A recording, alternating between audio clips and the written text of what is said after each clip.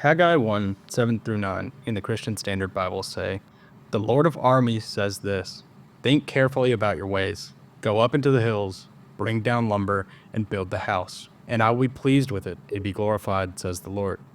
You expected much, but then it amounted to little. When you brought the harvest to your house, I ruined it. Why? This is the declaration of the Lord of armies. Because my house still lies in ruins, while each of you is busy building his own house." The prophet Haggai was known for his criticism of his fellow Hebrew people for their over-attentiveness to their own homes during the exilic period over their concern for returning to Jerusalem to build the temple for the Lord. Reverend Ken Baker, how might we today learn from the criticisms here concerning our priorities to God's house? Well, priority is exactly the word is number one. And I guess as a minister, I have always wrestled with trying to balance priorities between family and other duties, but I've never had a problem understanding that the Lord and His word first place. All right. Thank you. Ooh.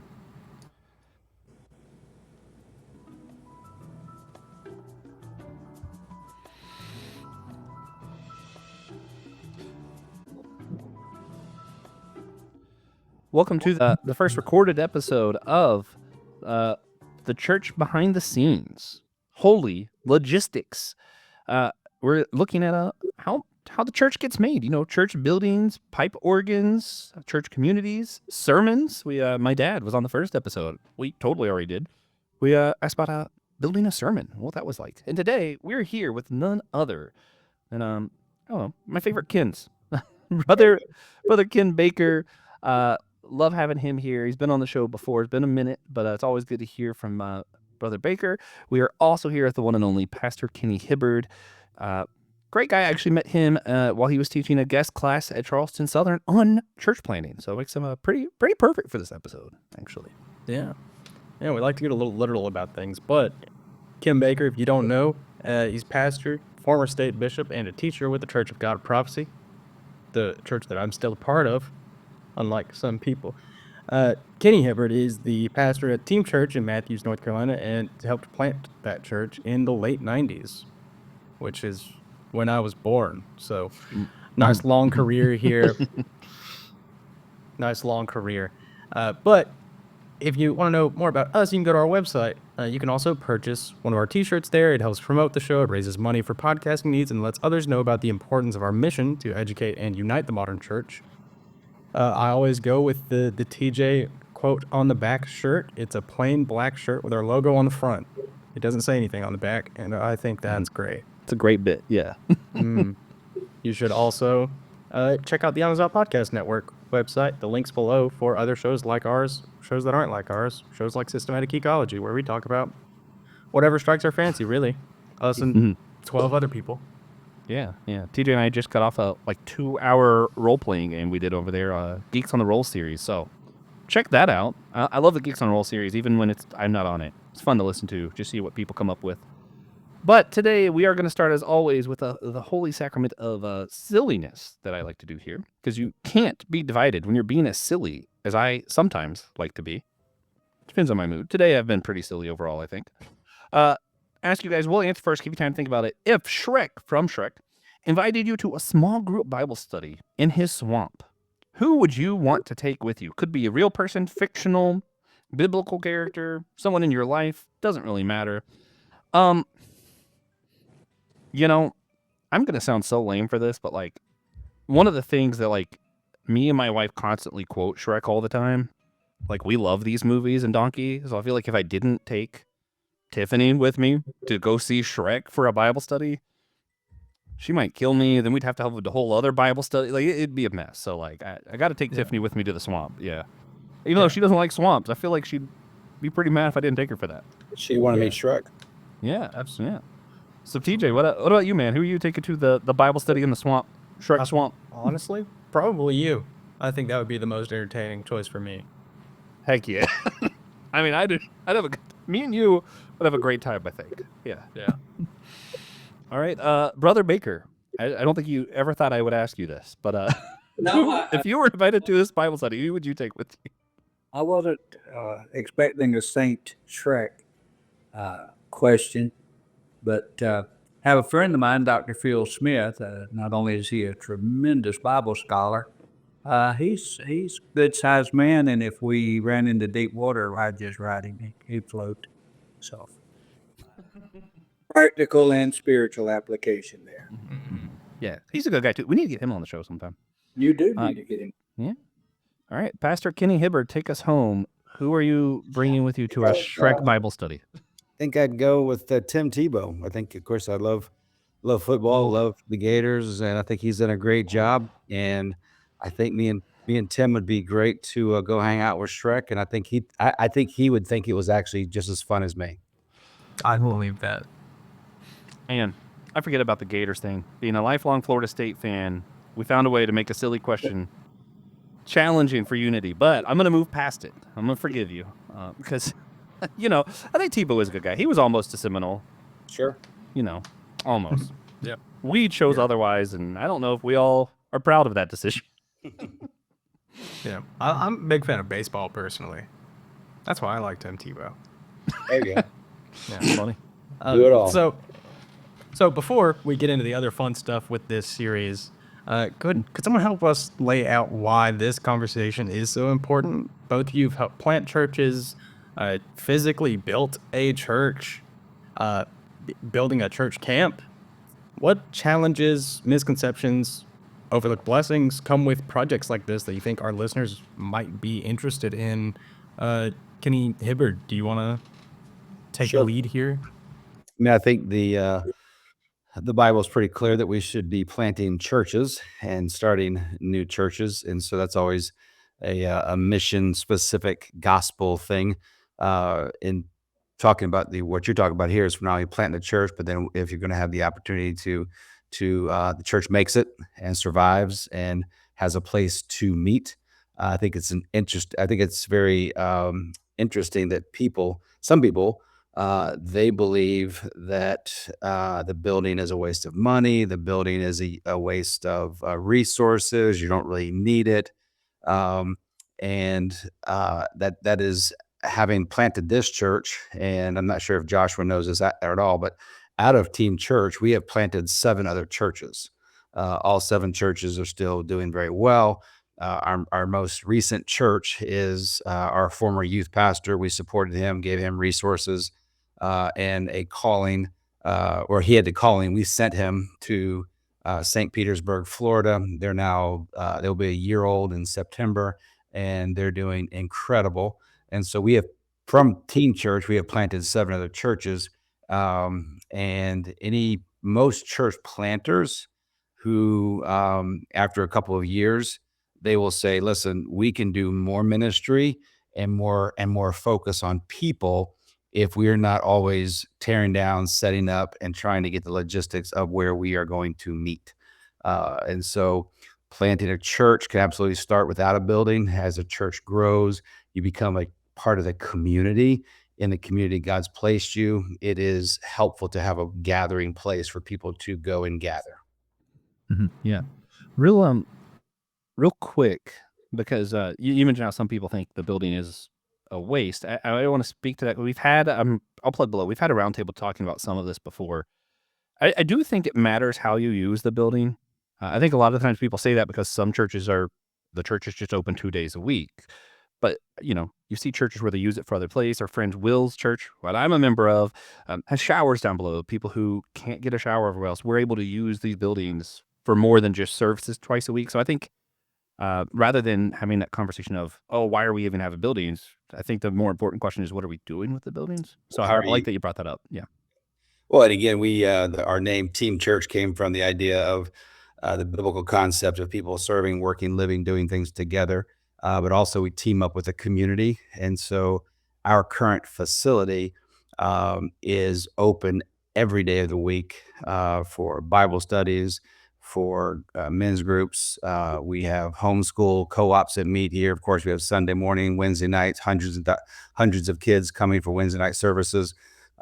Saturdays, sports ministries that reach into the community. So there's not a day maybe Friday afternoon, but a lot of times there's a wedding or something, a funeral going on. The building is getting used. Yeah. Which is great. Yeah. So, Brother Baker, you've physically been part of building a church and are currently help building a campground. You want to speak some to like why this conversation is important? Yeah, actually, I've done 24 church projects. I was a general contractor for 32 years as part of my ministry. And I've done 24 church projects in the U.S., been part of over 70 in Peru. I have 18 projects going presently in Peru, where I oversee a mission outreach. And I have personally seen a dear friend of mine abandon his physical building, church building, 30 years ago and moved his congregation into his house. And he's very, very happy. And he has the same 22, 25 people in his house 30 years later, as he incorporated whenever he left the building. Building is not necessary. I love in Peru, they do not call the building the church. They call the building the temple. But when they speak of the congregation, the members, the saints, they call that the church. And I'm pretty crazy about that concept.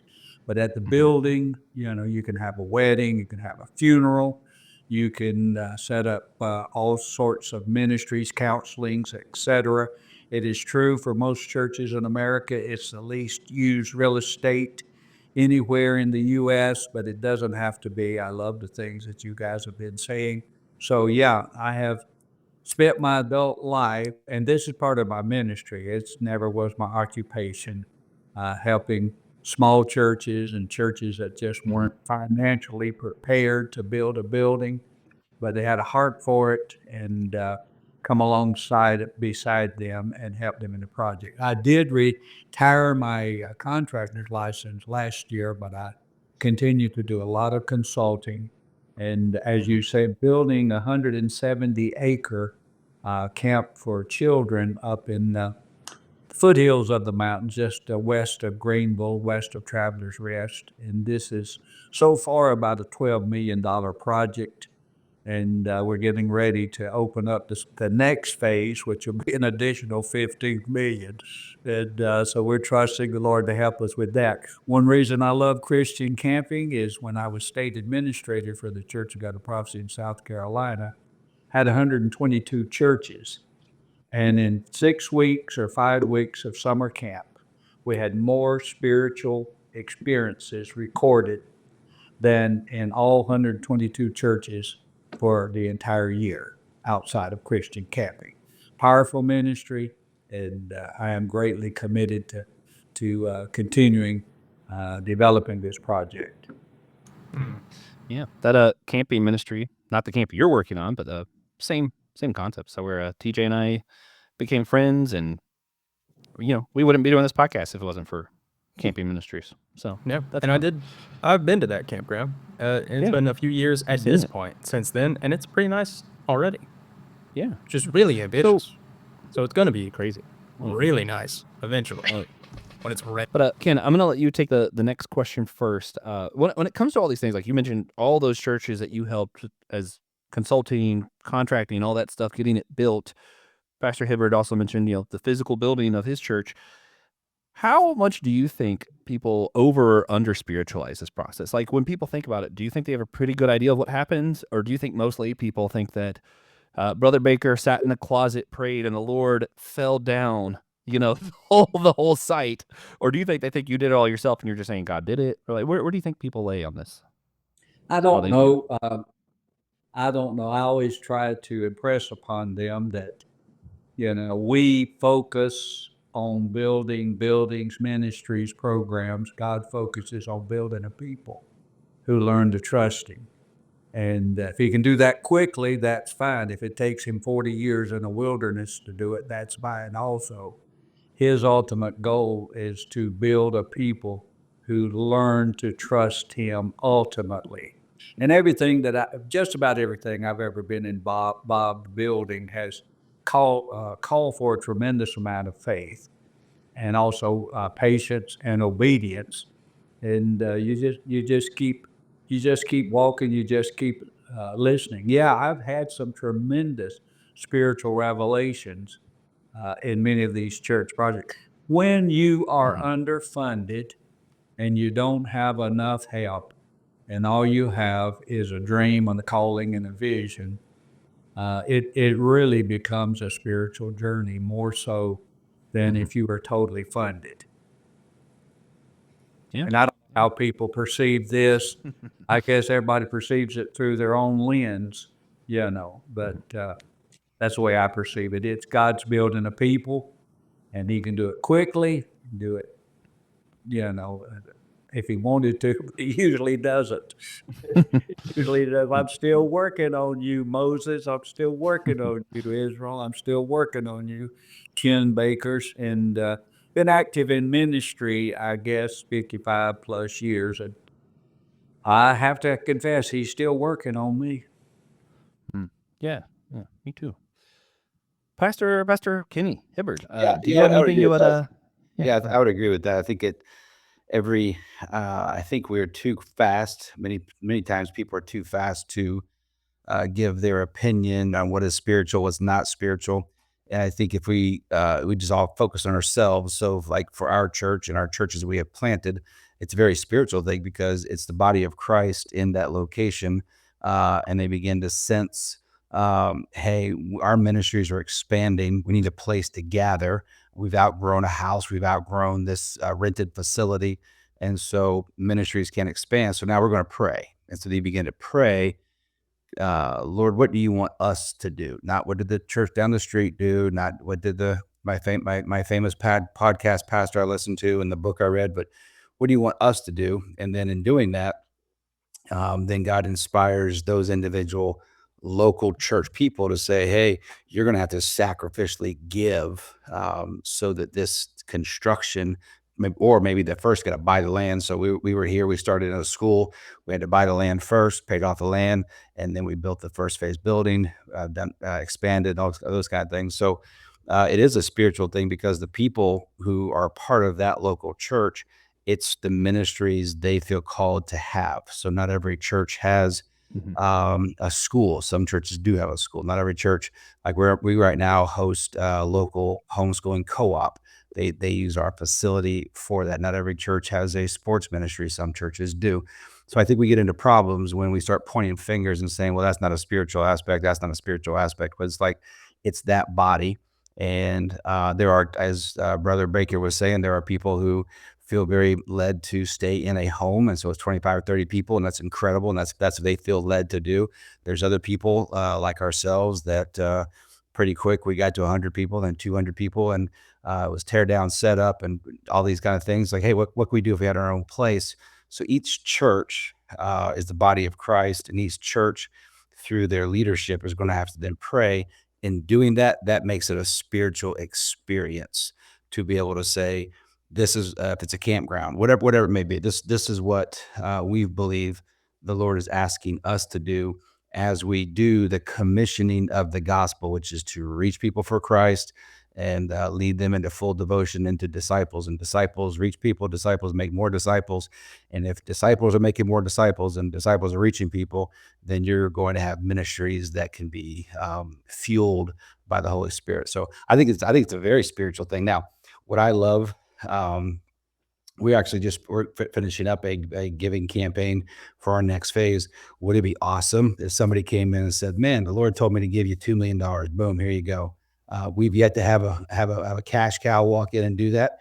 I know churches. I'm very familiar with churches that they're much smaller than we are, had a vision, and one person walked up and said, I agree with the vision of the church, and here is a couple $1 million.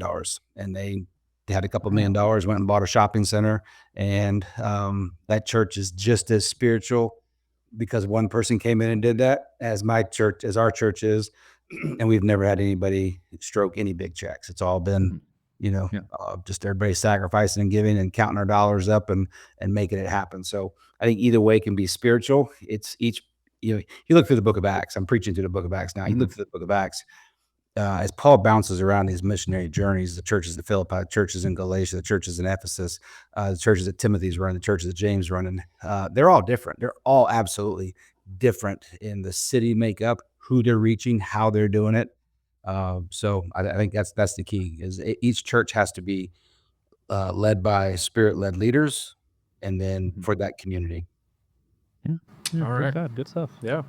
So for this series, we're going to have a special segment, and we're calling it Reality or Fantasy. Okay. We're going to ask everyone a series of rapid questions to start off with to help us get a sense of what is reality and what is fantasy concerning how the sausage of church gets made. It's not really something you want to think about is how they make the sausage. You just want to eat the sausage. You just want to go to church. But we're talking about what's behind the church. So we'll do each question, and then you can each answer, and then we'll move on, and we'll just keep it quick, keep it brief. There's a lot of them. There's like 14 of the questions, so.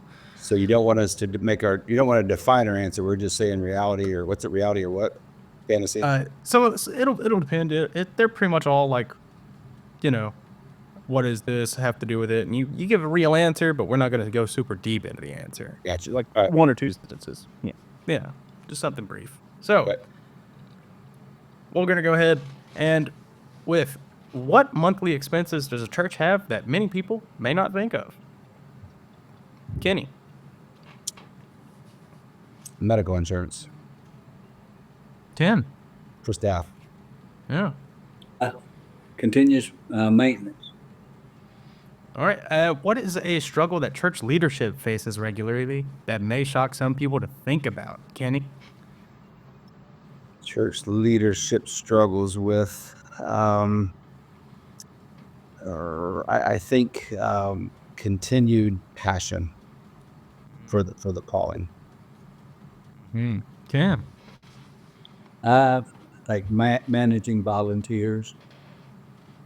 Right. I get that.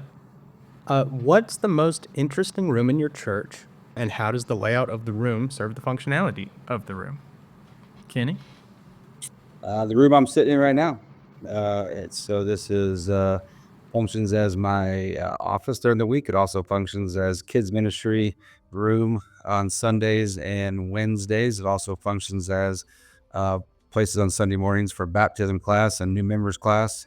It functions as meeting place. It functions as we went to summer camp last week. Took 175 high school kids to summer camp. And it functioned, and we all came back. Anything that was left over at camp and stuff, it's set here for a couple of days until everybody came and picked it up. So there you go. Big office. Ken, what's the most interesting room in your church, and how does the layout serve the functionality? The obvious answer is the auditorium, but my answer is fellowship hall.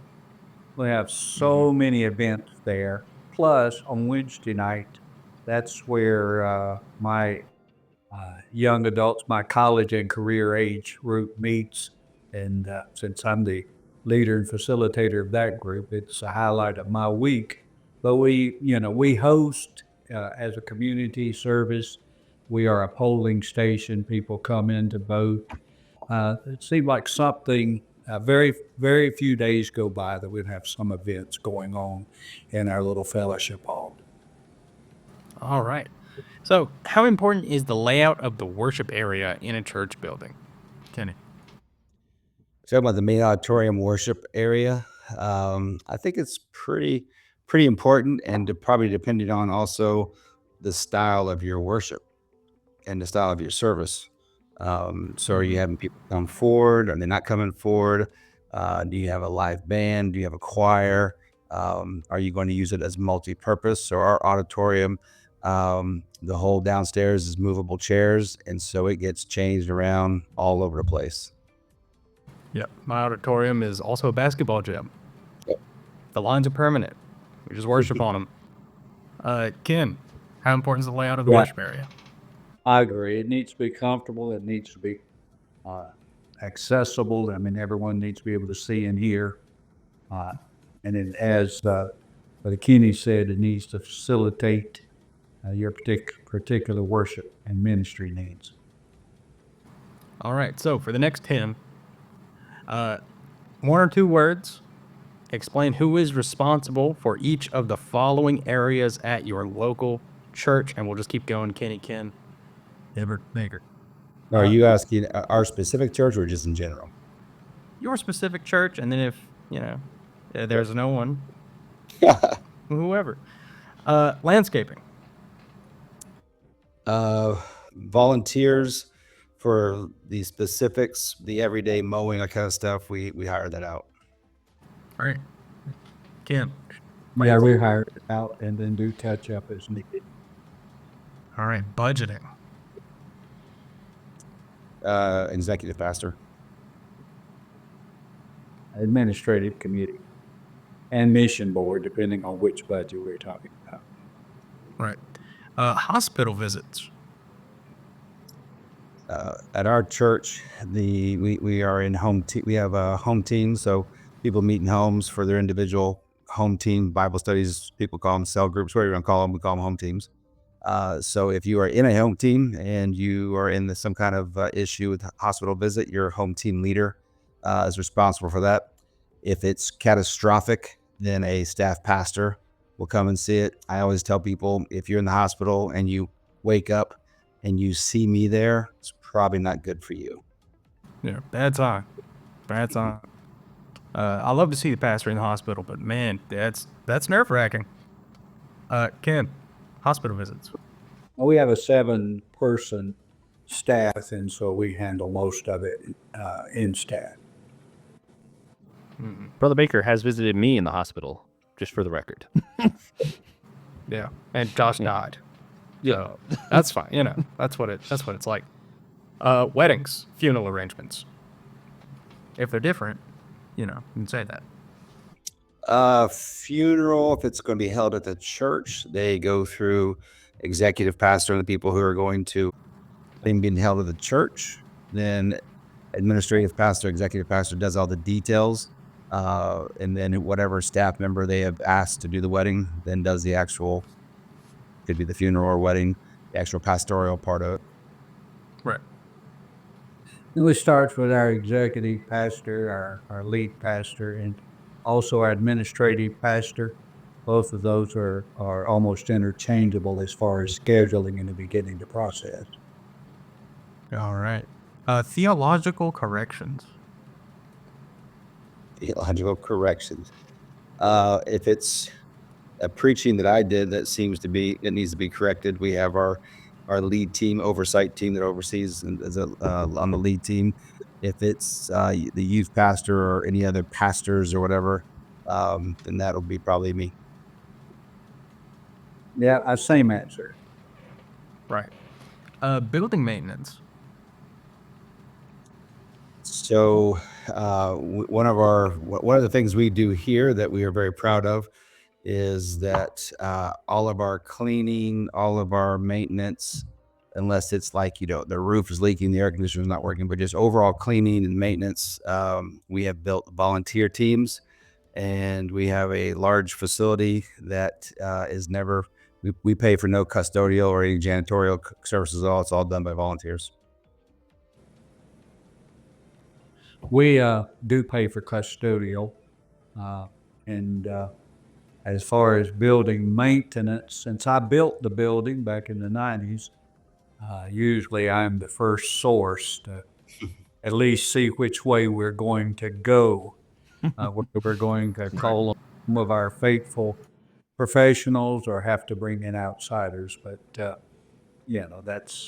that's the curse of being Superman.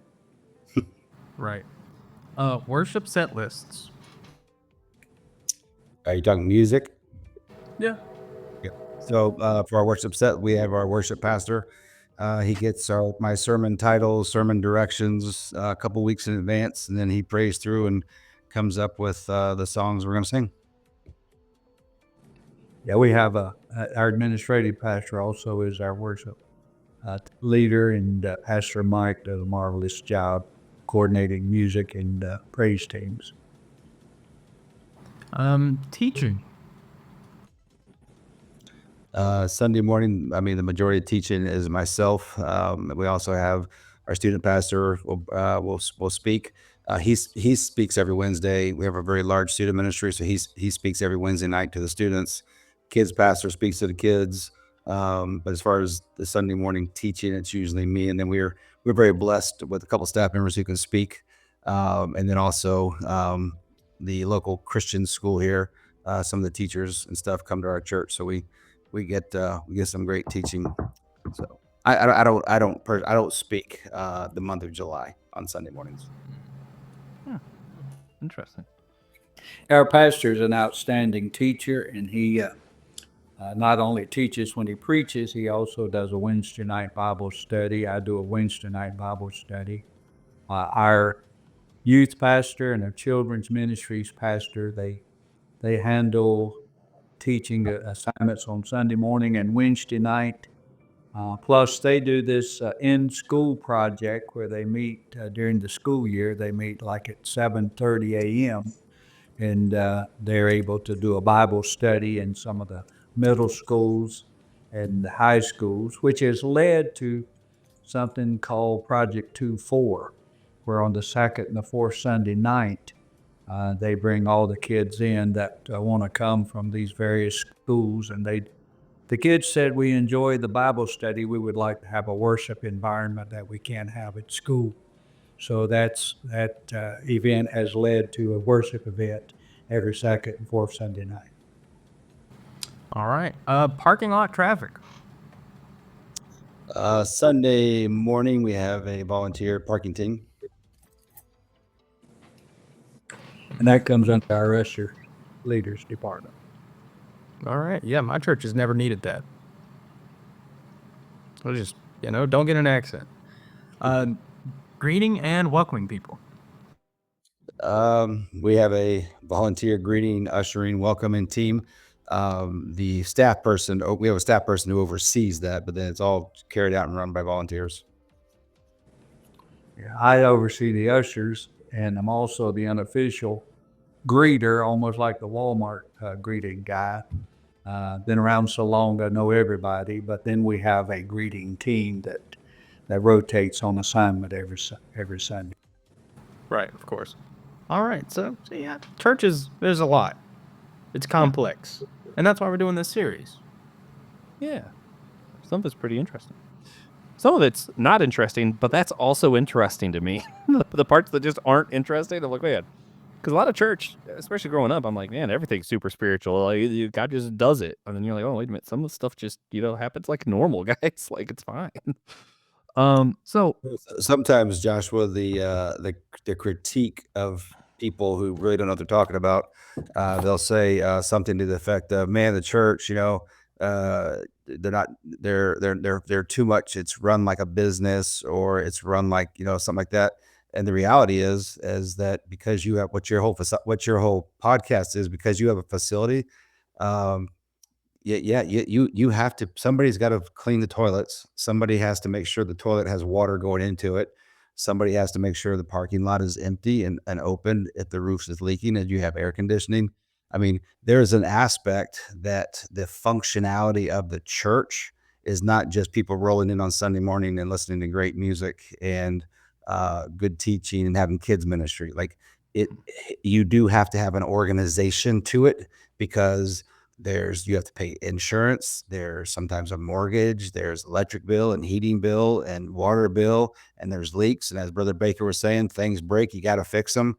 So it's usually the uneducated person who chimes in about how the church is too much. The church shouldn't function like a business, which of course missional, of course that's true, but it's a facility that has maintenance. It has to be taken care of.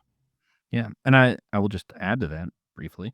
I also do know churches who do not have the people and don't really need to have yard work done or, maintenance for like the restrooms and stuff, who still pay someone to do it because they find somebody who needs a job.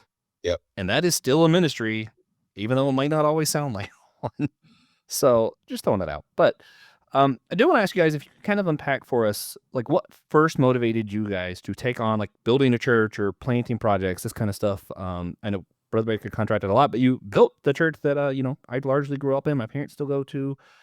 What was it that originally motivated you? Was it like an unexpected calling of God, or was it more just like you're practically thinking of what your congregation needed and just kind of made it happen? Like David saw Goliath, he just kind of said, "Hey, this Goliath guy is kind of getting in the way here."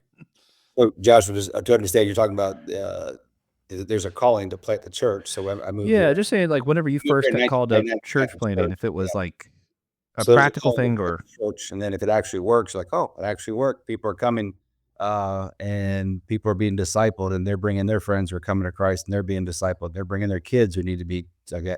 So the calling is to plant a church and to be the church, a local church in a community. And then if it works, because back when we were planting churches, it was still about only 7% of church plants were making it past the 2 or 3 year part. So if you make it past that, and then you feel like in your community, the best way to reach your people, the best way to disciple your people, to evangelize the city, town, whatever you're in, is a physical building. I think the Lord inspires you to do that, and so it's always a leadership of the Holy Spirit. What are we being called to do? And so again, if a church pastor feels like that he's planted a church, he's meeting in his home, and he's doing everything he's called to do, and it can happen in his living room, then that's what he needs to do. For us, it was people are growing, churches growing, more people are coming in. We go to 2 services, and then we started having people saying, "Hey, what can you do for our kids? What can you do for our student ministries? There's something we can do during the week." And all of a sudden, renting out the Regal Cinemas or renting out Butler High School, you could only do it on Sunday morning. So at some point, the facility informs ministry. So what inspired you? What was your calling to the church planting and church building? My personal. So I was a student pastor. I went to college, Bible college. So I was a youth pastor. Became the youth pastor of a church plant.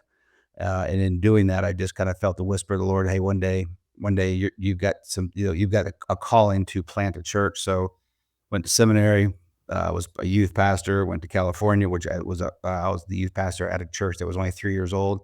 And my wife and I, by that time, we're married. We started praying through, Lord, you feel like you want us to plant a church, to go into a community and plant a different style church that would reach people like my friends who had either never gone to church or had been turned off by the church of their youth, and missions and ministry just wasn't happening, and they were falling away from church. Kids had gone to youth group and they'd never gone back to church. So we had a calling in our life to plant a church like that, and literally just started. We could move anywhere in the country we wanted to go. Kind of started praying through it, and just kind of started praying really and just narrowed down cities and went and visited cities. Where's the Lord leading? I had never been to Charlotte. I'd never lived in Charlotte, didn't know one soul in Charlotte, and thought the Lord led us to plant a church. So in August of 1998, we moved here, and we started the church in January 1999. All right. And what Yeah. what about you, Brother Baker? What was that like for you? Well, I was senior pastor at 4 different churches, besides being an administrator, and every one I either built or remodeled because there was a need. But in Rock Hill, it was a calling. There was a definite calling. We had a piece of property. We didn't have any money, but I felt a definite calling to build. And to me, it's another facet of my ministry. Like I said, I've done 24 church projects that were permitted. I probably done 75 that didn't require permits, roofing jobs, et cetera. But on those that required permitting, it's, I looked at it. I told someone, they're pro bono, they're part of my ministry. I said, I don't charge anybody to go visit in the hospital, to do funerals. It's just a part of my ministry. It's something that the Lord has given me the ability. Folks ask me, we have a mission store, runs 5 days a week, and we receive donations and we sell things and we support our mission efforts through this. And it's full-time ministry. We've got about 13 full-time employees, and I'm the chairman of the mission board. So, I've got my finger in everything there. But anyway, it's something if you don't have a calling for. I have been in rented facilities while I was building buildings, and it's tough. It is tough to tear down and start back up every week. God blessed us, but it's a tough ministry. But like I said, everywhere I've been, sometimes it was a definite calling, and sometimes it was a David and Goliath deal where I just looked at the giant and I said, "Is there not a cause? Something's got to be done. Somebody's got to do it, and it doesn't look like anybody else is stepping up to do it." So, yeah, no. Yeah, yeah. So you mentioned the church in Rock Hills, Harvest Ministries, where I got married, spent a lot of my childhood there. You said that was a calling for sure. With as far as like just how things went, could you maybe describe for us kind of the process? What was it like receiving that calling, taking that all the way to actually having the building built and opening the doors? Like, what was that process like from point A to point B?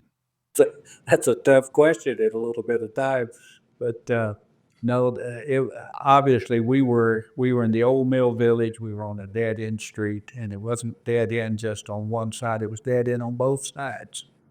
And how do you get on a double dead end street? Well, it took some effort. The building was old, and community had run down. I visited the community twice. I'm talking door to door. Every year I would door to door trying to minister. But we did have 3.15 acres. And one night, just as clear as rain, I heard the voice of the Lord say, "Build a new building and pay cash for it, don't borrow a penny." Well, that time we had $5,000 in new building fund. And that was a long way away from being able to build a new building. But it, as you know, leading with my chin, as I often have done, I walked up to the pulpit in the service, and I said, the Lord spoke to me and said, "We're going to build a new building and pay cash for it." And pin drop, you could have heard no amens. I mean, we believe God, but preacher, this is an awful lot. But a long story, a little shorter, God intervened, and I've always said what he orders, he pays for, if you can trust him. And we did a lot of sweat equity. We did a $1.3 million building back in 1990s, and we did it for $237,000. And we walked into it debt-free. And I felt like we were able to do it because we were just following. I will share this with you. I don't want to be too lengthy with my answer, but it's dangerous to ask me such a I question. mean, that's what you're here for. Well, one night, right in the middle of the building, I got my contractor's license originally so I could build that building. I was involved in helping a lot of church projects around, but I was a guy that just handed them boards and I saw that we were going to build a building, couldn't afford a contractor, so I went, took the exam and got my license. And then so we started building, and I'm telling you, we built on a shoestring and a prayer. We didn't have much budget, but we had a calling. And one night, we were in the middle of the building process, and I felt an attack. I felt a supernatural attack that basically spoke and said in my spirit, "You don't know what you're doing. You're in over your head. You've sold the old property. You don't have a place to do funerals and weddings. You've led these people out. You'll fall flat on your face, and you're going to be a laughing stock." And I couldn't argue with that because so much of it was true. And as the old man that I first mentored with said, it was a couple of clocks in the morning. And as I was sitting there beginning to feel that ominous sense of, I am in way over my head. I've never done a project this big, and I've never done one where I needed so much money without a certain means of getting it. And then another voice spoke in my spirit and said, "Let me ask you a question. Whose church is this anyway?" And I said, "Well, it's yours." Yeah. And he says, "I never asked you to build my church. I'll build my church. All I've ever asked you to do is just be willing to walk with me and do whatever I ask you to do." And from that moment on, I made a decision every morning. I'd say, okay, Lord, what can I do today to help you? This is your deal. It's not my deal. What can I do to help you? Made all the difference in the world. We're laborers together with him. And if it's his deal, it's not ours, because we are limited. We are fooling ourselves to think we can do anything. But when it's his deal and we're just showing up for duty, what do you want me to do today? It changes the whole dynamic. Yeah, good stuff. Pastor Hibbard, same question. You talked about this a little bit already, but you had the call to build a church in Charlotte. Now we got Team Church in Matthews and all the other ones. But from the moment you had that call to the moment that the first building got made, what was that process like for you? I mean, I think you start the church, and you believe that the Lord has called you to do it. And like I said before, Brother Baker and I have been very fortunate. I can tell he is a good guy, and church has been successful. But the statistics when we were planting our church was still 90% churches made 92% churches. I thought that people were just as educated as I was, probably better speakers than I was, probably even more spiritual than I was. And for whatever reason, their calling too didn't work. They're calling to go play. I don't know why, but statistics are a little bit better now for church plants. But in the late 1990s and early 2000s, I think it was a 90%. When I taught the class there at Jathiel, it's like 90% of churches never make it past 5 years. So you go into the first couple of years, you're not even thinking about a building. You're just trying to reach people, disciple people, build ministries, do the mission, and you are just loaded down with people and people challenges and discipleship and changing the community, that kind of stuff.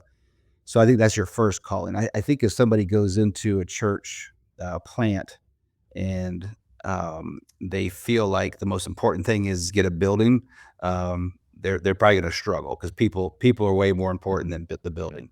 And so once the church started growing, then I felt like the Lord was then saying, "Hey, now is the time to become a permanent fixture in the community, and to do that." I'm going to lead you to, as Brother Baker said, I'm going to build it, but you're the person leading it. So you got to lead the people, cast a vision. And so, I had a pretty confident sense of calling that the Lord was in that. Once we were a couple of years into it, to the actual church, the people, and to build the building. And again, you stand up in front of people and you're asking them to give money. You're asking them to walk in faith. You're asking them to sacrifice. We've yet to have anybody in any of our buying lands, building projects. No one's just walked in and said, "Hey, I'll cover half of it," or "I'll cover a large portion of it." It has been nickels and dimes and just everybody dying.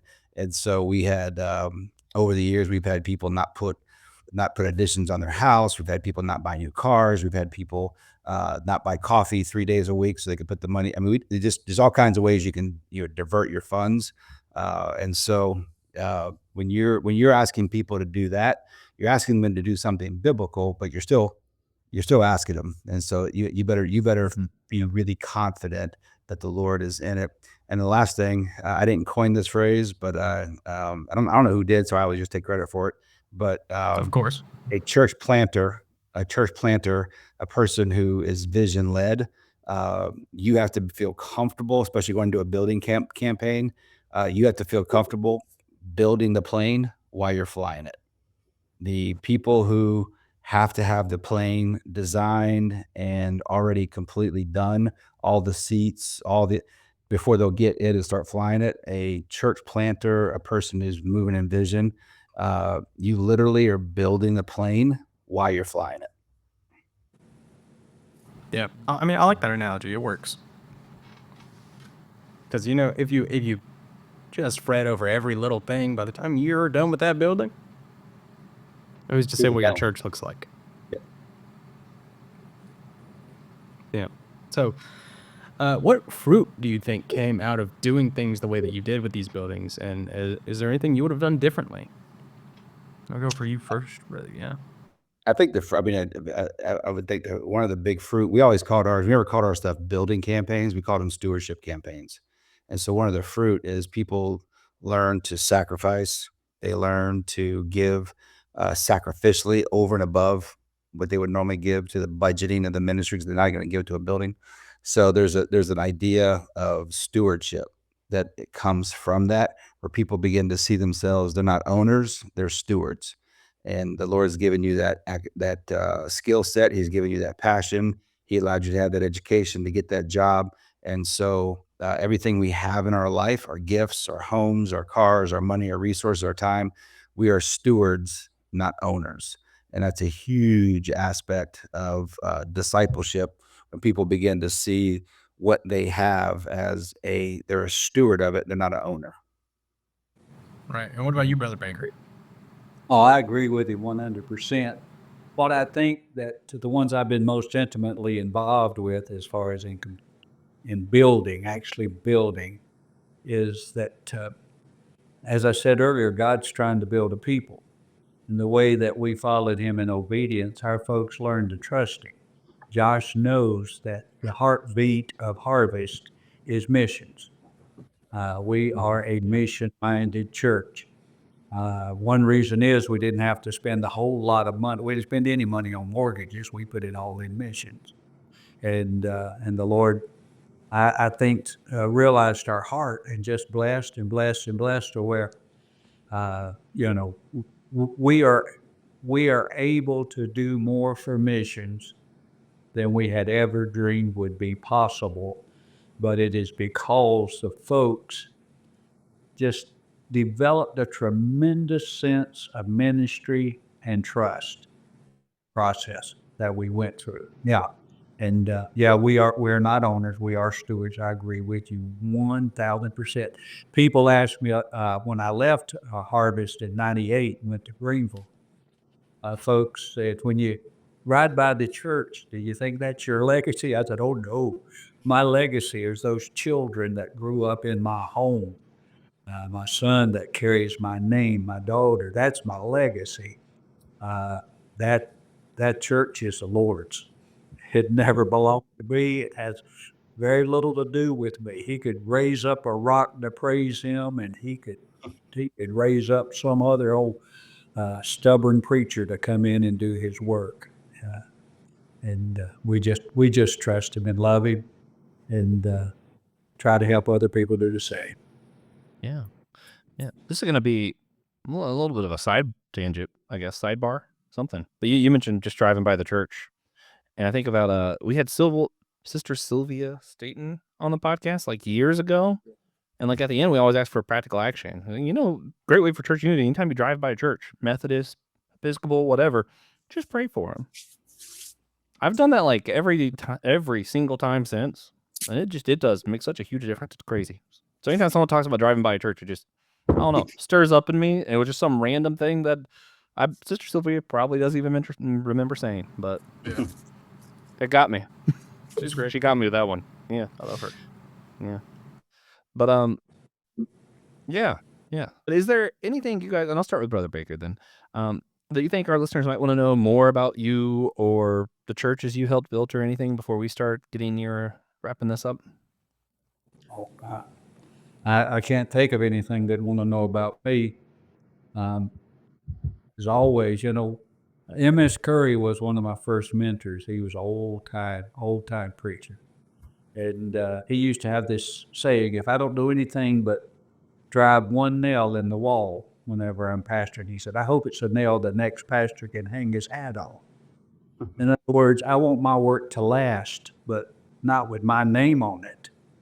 I want my work to last. I want someone to be able to pick up and then go a little bit further, a little bit deeper, a little bit wider.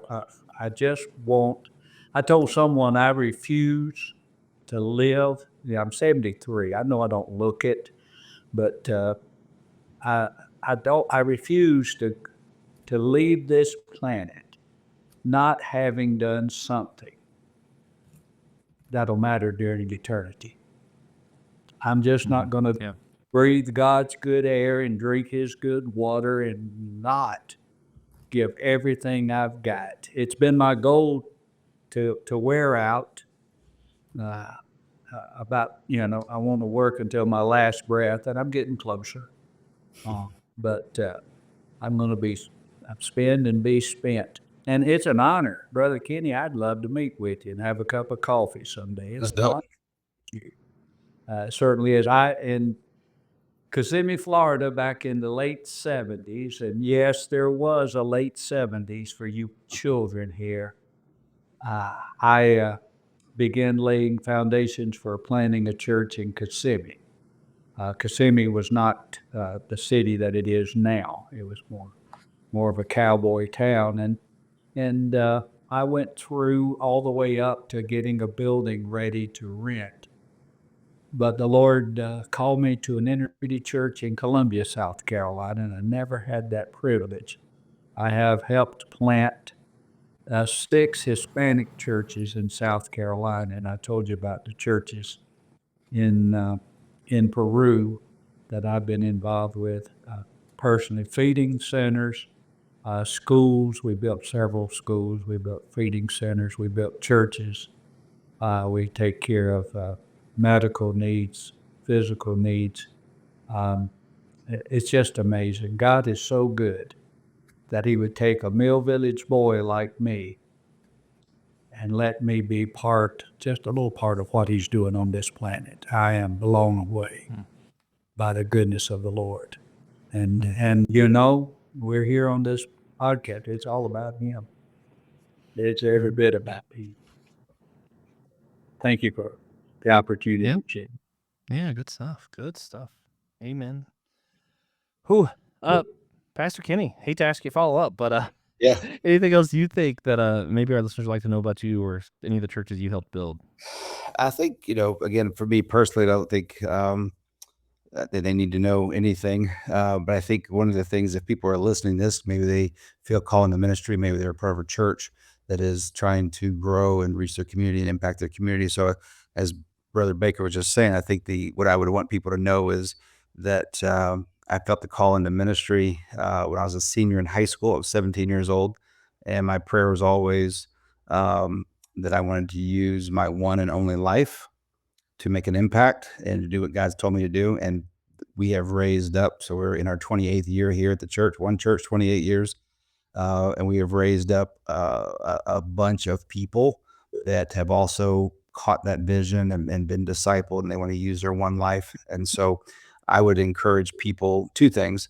We're very, we love the fact that from our church, we've planted 7 churches. One of the things I love about it is that our staff has always been very close. And so the churches that we have planted, the last 3 churches we have planted have actually just been our former youth pastors. And so we've got 2 churches now in Florida that are church plants. We have a church I'm heading to Montana next week to Missoula to preach for Brad there. But so our last 3 churches have all been our former student pastors who love the church, love the vision, and said, "Hey, and if you'll support me," which we do, like Brother Baker does, we give a lot of money to missions and church planting. And so our former youth pastors are now our last 3 church plants. And that's been something that I think has been very unique to our church. And we don't do the campus model. We don't have, everybody's got to do their own thing. So we don't have a campus model where there's 6 or 7 campuses spread around Charlotte or whatever that all listen to me. When we plant a church that's going to go in that community. The pastor's going to be in that community, and they're going to grow and reach people. So that's the thing that I want people to know about our church is it truly is team church. We believe in teaming up with the gospel, teaming up with people. And it's been the pleasure of my life now, going on 28 years in one place, to see the amount of students who have come through here and that are now in full-time ministry. And then the churches we've planted out of our church, and the ministries, of course, they're happening here in Matthews. But I think that's the part that a lot of people, when they see churches, they're maybe growing and planting other churches. They don't understand the heartbeat behind it, which is these are people who are moving to Missoula, Montana. They're moving to St. Petersburg, Florida. And we could do a lot of other things with our one and only life. but we've chosen to be God's instrument. And that's what it would take to get me in Montana. I tell you what, brother, if you haven't, TJ, if you haven't been there, they say in Missoula, in Montana, but people in Missoula, our church is now 5 years old there. First time I went out there, I was like, this is incredible during the summer. And they're like, it's magical. It literally, there's no humidity in Missoula, Montana. Next, I'll be there. I'm going to speak 3 Sundays in a row, and I will wake up, and in the morning, you probably put a light sweatshirt on. It's 85, 87 degrees by 4 or 5 o'clock in the afternoon. Zero humidity. There's no clouds. It is magical. It's unbelievable. That does sound. I can't wait to get out of this humidity and this heat. Yeah, we're kind of good. We're all, some of our audience isn't all in, South North Carolina. We're going through it. It's like 90 degrees outside, 90% humidity. I almost swam to work the other day. I don't know where you was 90 degrees. Dude, we were at church after church on Sunday. I got in my car and drove to meet my parents for lunch, and it was 102. Yeah. It's 90 right now. My parents went to St. Augustine, Florida for 4th of July, and it was cooler there than it is here. Absolutely. And that made me angry. Yeah. But yeah, it kind of stinks right now. But if you had to put it into 1 or 2 sentences, what has being a part of the construction of these places of worship meant to you? Privilege of a lifetime. What about you, Brother Baker? I agree 100%. Plus, Brother Kenny, I'm going to invite you to go to Amazon with me and find out what humidity really is. Go down to Amazon Rib for 3 or 4 days. That's right. Yeah.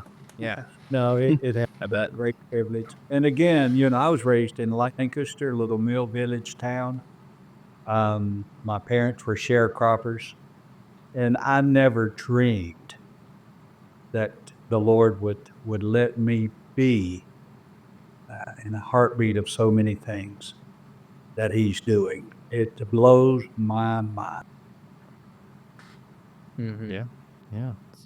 Man, good notes to start getting near the end here. Before we wrap up, we do like to ask everybody who comes on the show, even if they've been on multiple times, I always like to ask if you could give our audience something practical, tangible that they could do, like as soon as this ends, that'll help better engender church unity.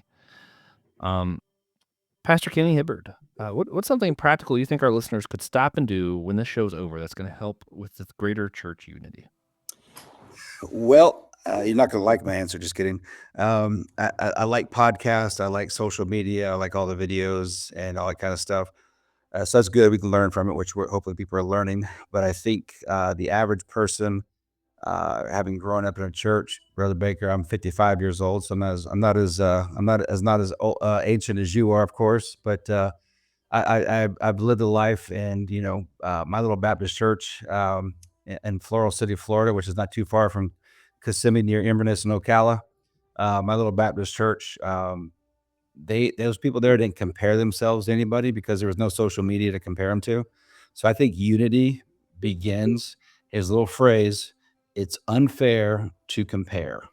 It's unfair to compare. And much of the church disunity comes from people sitting in the pews, sitting in the chairs, comparing their pastor, their church, their ministries, their music to their favorite podcast pastor, their big, the person they're listening to.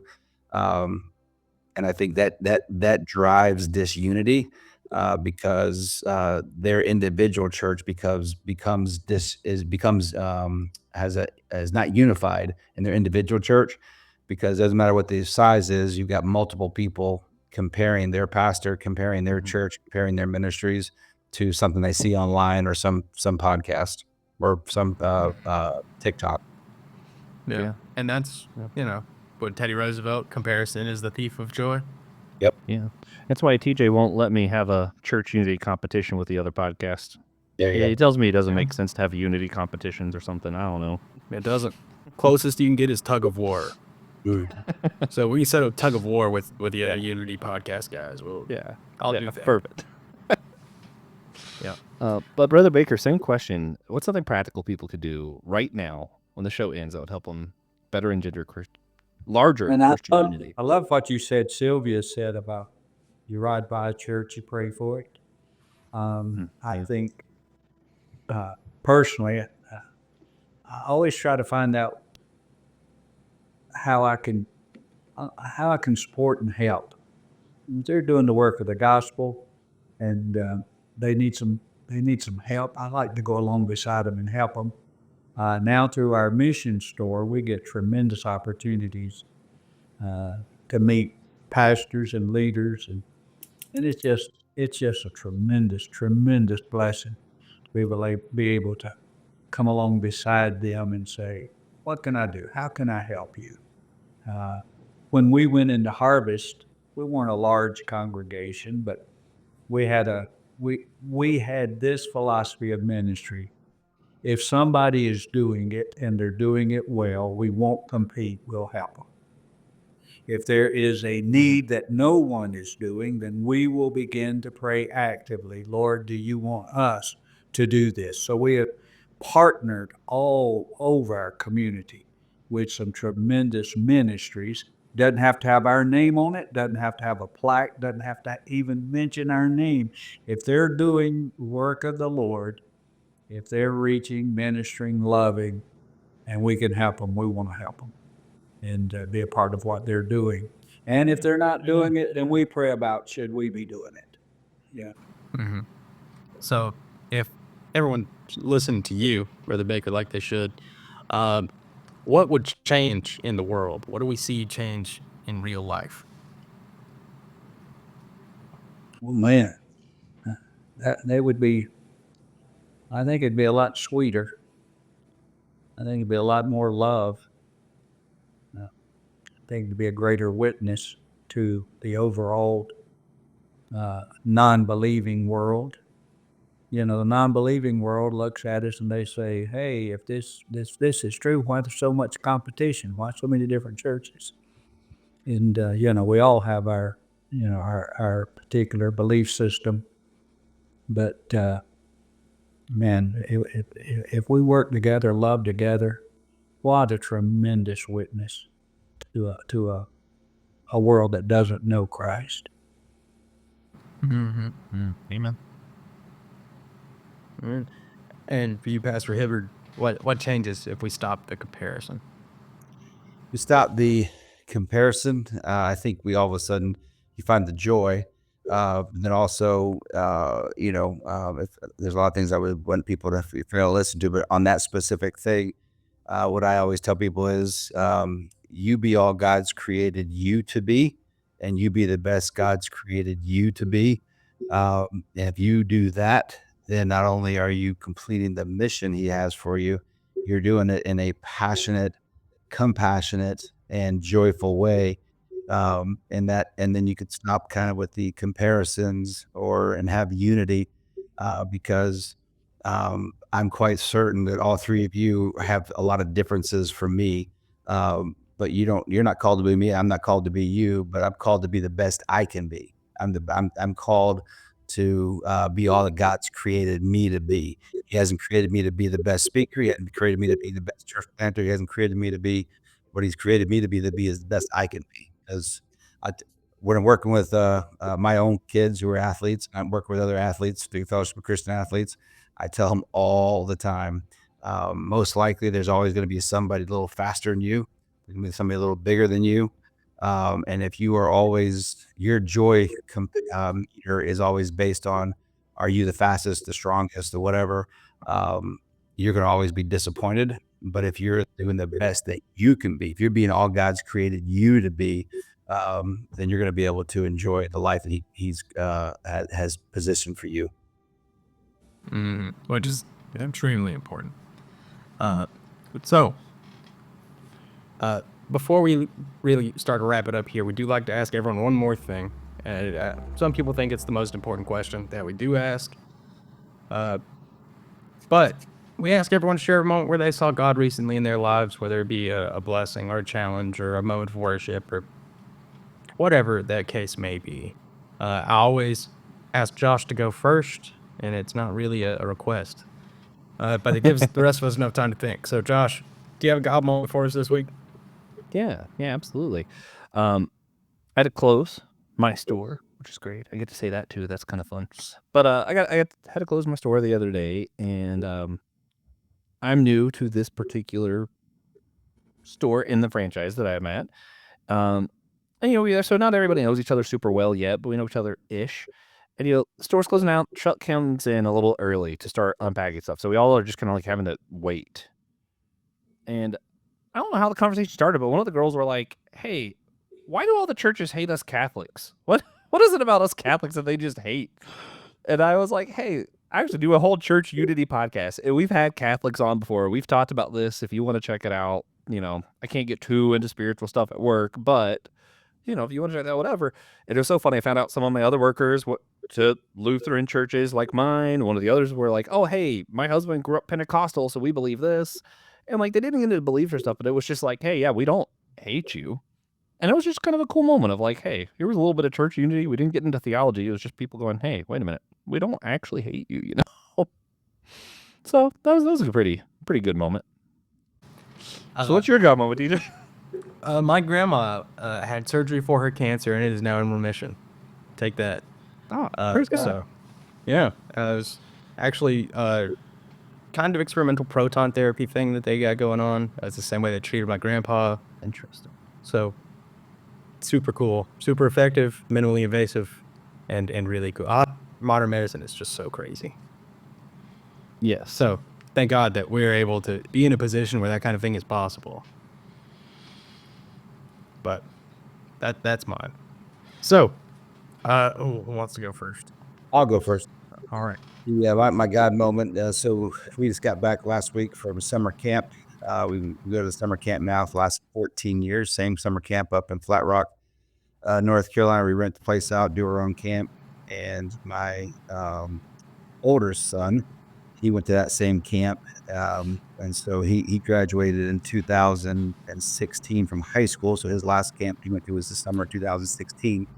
Fast forward 10 years, we're still going there. And he had asked, he said, "Hey," and I hadn't been back to summer camp, be a part of it. Asked Chris, the worship pastor. He's like, "I'll come and play. Love to be there." He's married and now has my brand new 7-month-old grandbaby. And so he wanted to know if he could come play. So my God moment was the same camp that he went to as a kid. He was there, came back as a 28-year-old with his wife and our grandbaby. And, he was playing, and the fact that he's a naval special operations rescue swimmer. So he kind of comes and goes and does stuff. So he used some of his baby time off to do it. And so watching my older son playing in the worship band back at the same camp he went to while I was holding my grandbaby, we're all worshiping. That was pretty cool. Yeah, which is I'm looking forward to the same feeling. Hopefully one day, because the campus where I met Josh and probably Brother Baker. Very likely. So Wait, what was that? What year did you graduate high school? Oh, I think it was 2010. Okay. Been a minute, but not as long as you guys, I guess. Yeah. Feels like it's been a long time for me. all right, I graduated in 2017. So 16. I mean, it was, yeah, not quite half my life. Right. 1970 for me. That was the year I was born. 1970s are my favorite decade to visit at Disney's Pop Century Resort. Not sponsoring us yet, but just letting you guys know. See how good I'd be at plugging that? Come on, Disney. Yeah, we're gonna get that Disney sponsorship for sure. So Brother Baker, do you have a God moment for us this week? Yeah, there's so many. The camp project that I'm working on now, we're building the lake project, which is cafeteria and chapel on poles on the lake, and it's been quite a challenging construction. And we lost our primary framing crew, and we brought in another crew that was not as skilled, and so we ran into some problems. And our number one corporate donor sent his framing expert they called the pit bull. That's his nickname. The pit bull came in, and heads are going to roll, and we're going to get this thing straightened out. And, and so when I went to the site, they said, oh, you better walk us off. The pit bull's on the campus today. And so I walked out, and we walked out on the floor of the new chapel under construction. And he started telling me what we're going to do and how we're going to do. And so I stopped and I said, let me ask you a question. And he said, what's that? I said, do you know Jesus? He said, what? I said, do you know Jesus? He said, well, I was raised in X certain amount of church, and I went to, the classes, and I took all this, that, and the other. He said, but a few years ago, I went to a church in Texas, and I found myself in the altar. And this pit bull began to weep. And in 2 hours, I talked to him. At least 7 times he broke down in tears, as I think we had 7 God moments there on that project. And I put my arm on his shoulder, and I've told this story so many times to so many people who had come to work on the project, both volunteers and folks we paid dearly for. Told them, I said, I've been working on this project for many, many years. I built the first 7 cabins. Myself was project manager on the next 2 large projects, and am liaison and authorized representative on these large projects now. And told them, so I've been working for years and years and years. And there again is part of my ministry. And as I looked at the pit bull, I had my hand on his shoulder, I said, but let me tell you something. The first child that walks the aisle, bends their knee, and gives their heart to Jesus, I am paid in full for every minute and every mile. And I could feel the presence of the Lord, and I saw the pit bull melt in that moment, that instant. So it was a good day. Good. And those That's cabins are great. nice. I like those cabins. That's why y'all go last, actually. It's because y'all say stuff like that. Yeah, that's why we go. We have to do this every week, man. We run out. Yeah. But please consider sharing this episode with a friend. Share it with your enemies. Share it with a cousin, Especially your cousins. especially your cousins. Hopefully, you don't have many enemies to share it with. But Yeah, Send preferably. email me the link and I'll share it. Will do. oh, yeah, When it's no done. problem. Yeah. But go to our website, purchase one of our T-shirts, promote the show, help raise money for podcasting needs, lets others know about the importance of our mission to educate and unite the modern church. One of our shirts that I do like a lot, actually, that isn't the shirt TJ quote on the back. It's called Fractured Church. We have to look this up every time. Yeah, that's not right. I think it's like diverse church. It is diverse church. Diverse Church. Check that shirt out. It's a fun one to wear. It's really cool. It's got a word bubble church on the back. And then check out the Onsale Podcast Network. Yeah, shows like My Seminary Life with Brandon Knight, Kung Fu Pizza Party with Brandon Knight. I just wanted to keep naming Brandon Knight for some reason. Let Nothing Move You, Christian Ashley. That's a good one. That's not Brandon Knight, but he's on it sometimes. He's on it sometimes. Yeah. So we do hope you enjoyed it. Coming up, we'll be talking with Will Burton Edwards of Cornell Zimmer Organ Builders to discuss the process of building organs for our local churches. Us Pentecostal folk, we don't really get to do that, so that's going to be fun. After that, we're going to plan to have representatives from the Church of God Prophecy and the AME Zion Church to discuss the behind the scenes of how denominations function. And then we'll be talking with an esteemed guest about the building of church pews. Finally, at the end of season 1, Francis Chan's going to be on the show. Maybe. He doesn't know those. Someone does have to tell him. Yeah, no one's about But then it'll happen for sure. for sure. Yeah, definitely.